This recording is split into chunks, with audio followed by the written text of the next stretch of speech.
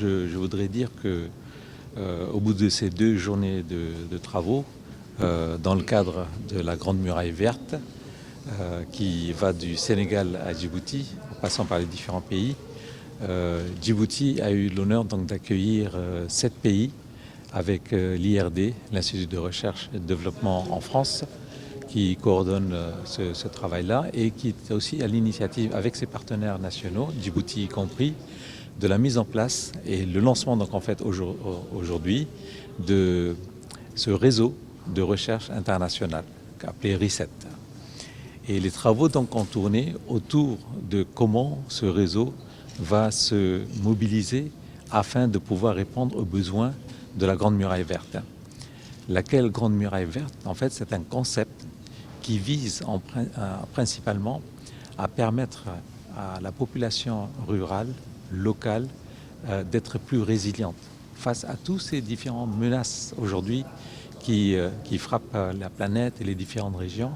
en particulier cette région du Sahel au sud du Sahara, qui va donc, comme je vous le disais, qui fait 8 km de long. Et donc nous sommes vraiment très contents et nous nous félicitons tous les participants ici compris, comme vous l'avez vu, c'est que nous sommes arrivés à dégager un certain nombre d'axes prioritaires, globaux, dans le domaine de la recherche scientifique, afin que les travaux puissent commencer dès que possible.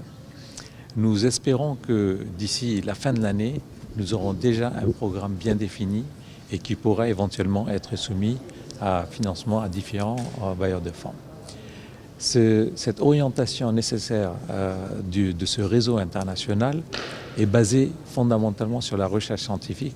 mais et surtout en association avec les bénéficiaires, c'est-à-dire les populations locales, ceux qui sont là, les pasteurs sur le terrain,